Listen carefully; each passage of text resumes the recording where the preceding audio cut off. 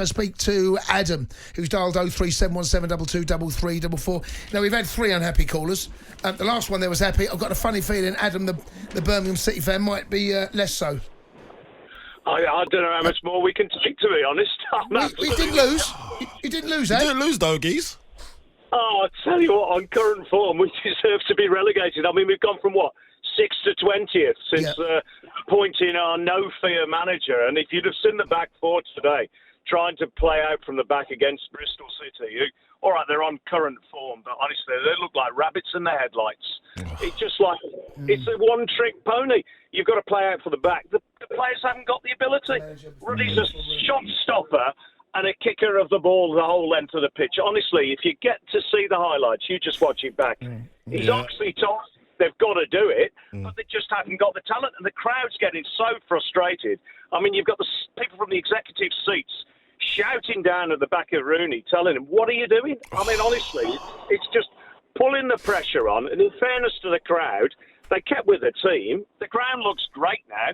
These new owners have put 20 million quid in, but they've gone and signed an Instagram star. I mean, he's not a football manager. He's got to go. That's deep. Instagram star, Wayne Rooney. I'm not having that. He's a bit more than that, Ed. Instagram star. Is it what is it? What is an influencer? We reckon they got carried away and they just thought the number of followers meant they were going to sell more shirts. Well, we ain't going to sell any shirts with performances like that, I can tell you, lads. It was appalling. I mean, coming on the back of getting... I mean, we did well to lose 3-1 to Stoke, to be honest. And...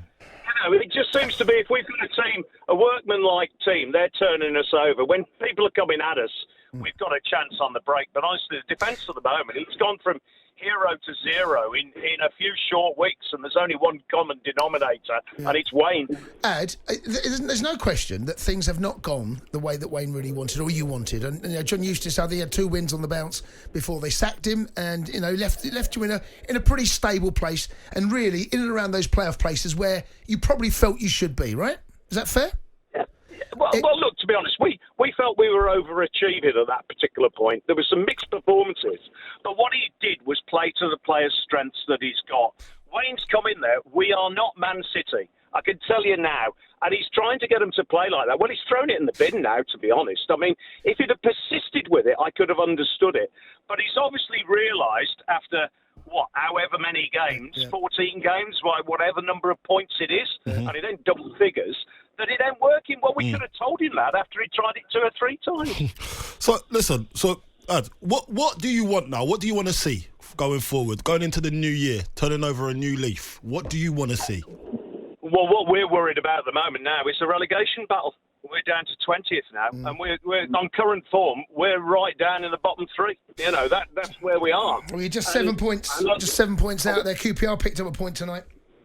Yeah, we've got Leeds on New Year's Day. Where do you think that's going to go? I mean, I'll tell you what. If he doesn't lose his job after that game, I'll be shell shocked because we could get battered. We could get battered. I honestly. And then what we got? We win the cup. He's on borrowed time. I know they've supported him. And look, in fairness, the owners have done a great job for the club. That ground is finally open. It was an absolute embarrassment. They're sorting out the training facilities. They're doing everything they can.